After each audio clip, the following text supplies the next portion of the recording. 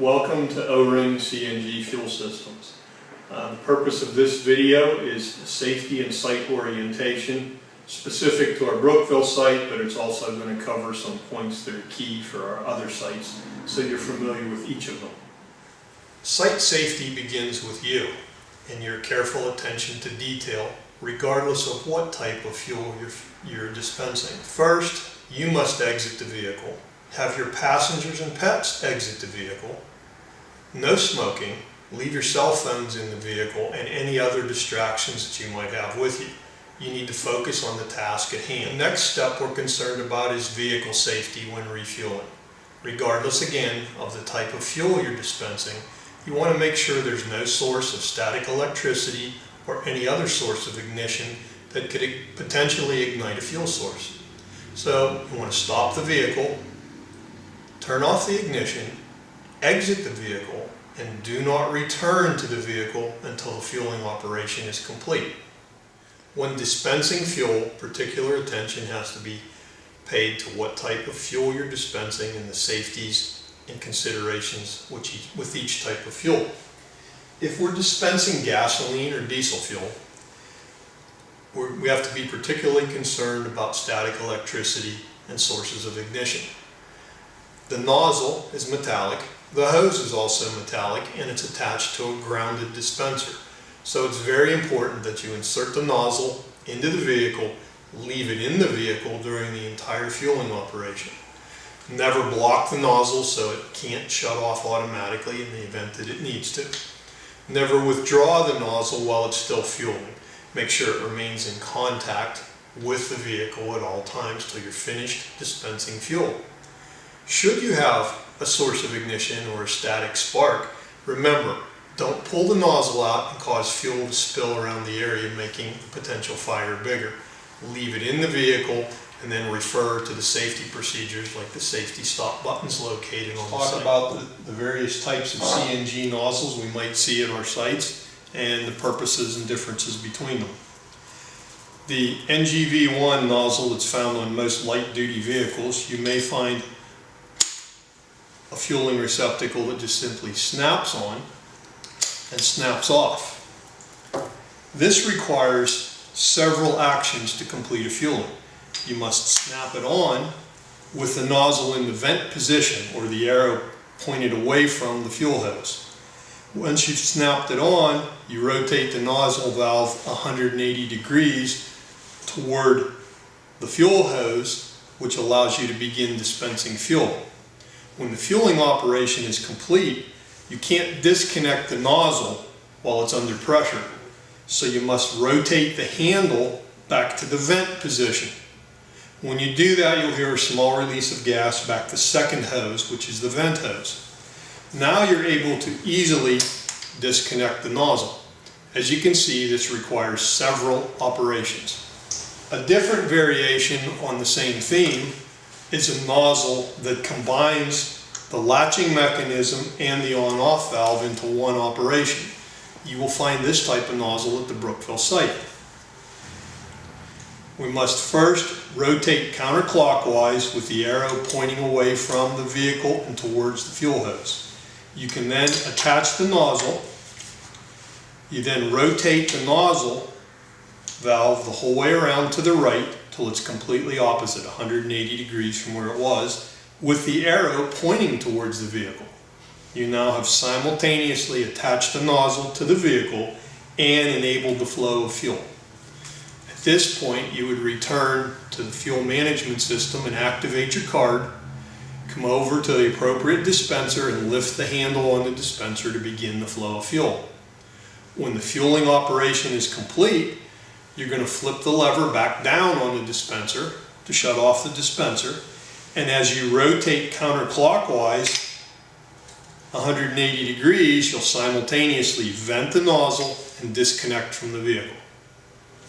An older, yet still seen in the area, is a blue nozzle or a bluish-green nozzle that was designed for 3,000 psi fills rather than the 3,600 pounds, which is common today.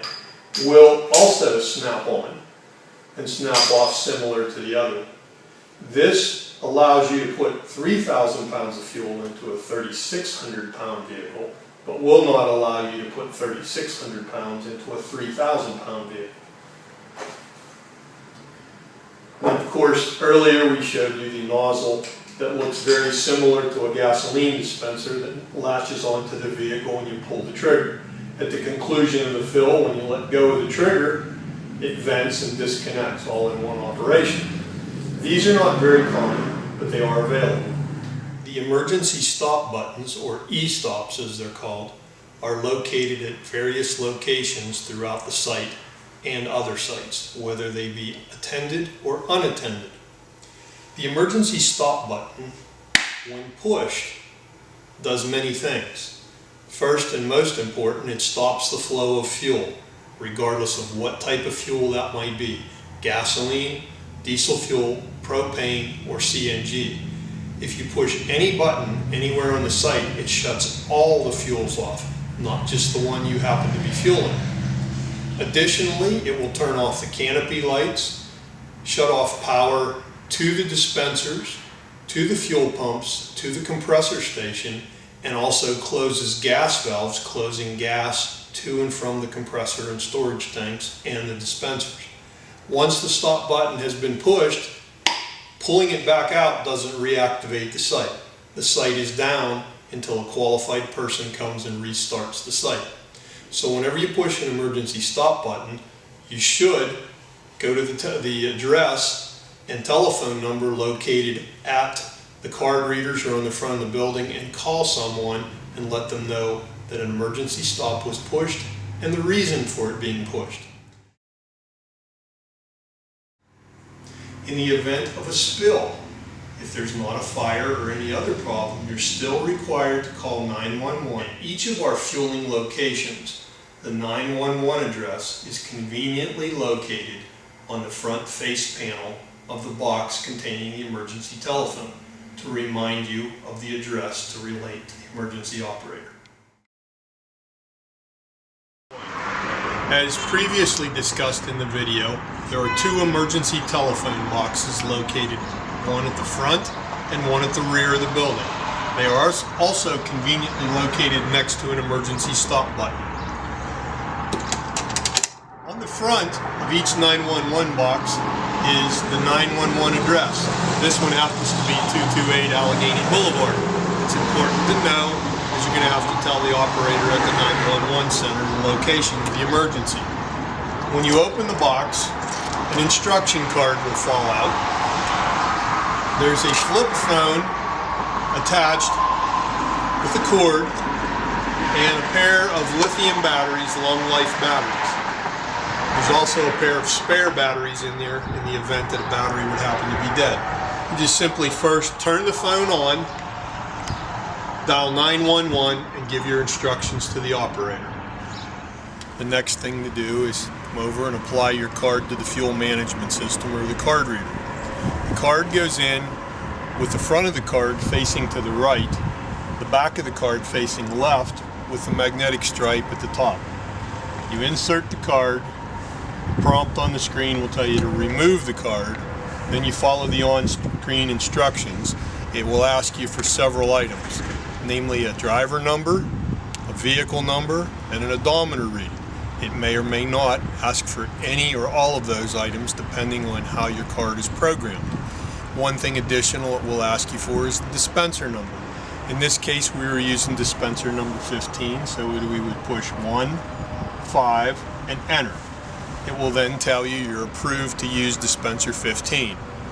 After your fueling operation is complete, you can return, reinsert your card with the magnetic strip up and to the left, momentarily pull it back out, and it will prompt you if you want a receipt. If you would like a receipt, press yes, and it will print a receipt in the box below. If you select no, it will delete the receipt. Having entered the appropriate information into the card reader, we then return to the dispenser. In this case, we're dispensing CNG. We lift the nozzle from the receptacle, again counterclockwise with the arrow pointing towards the hose to connect it to the vehicle. Then we're going to rotate it 180 degrees with the arrow pointing towards the vehicle to attach it and begin the flow of fuel. Remove the dust cap. Always remember to touch the vehicle and touch the dispenser regardless of what type of fuel you're dispensing. Slide it on, rotate it 180 degrees. We would then return here, lift the handle, and start the flow of fuel.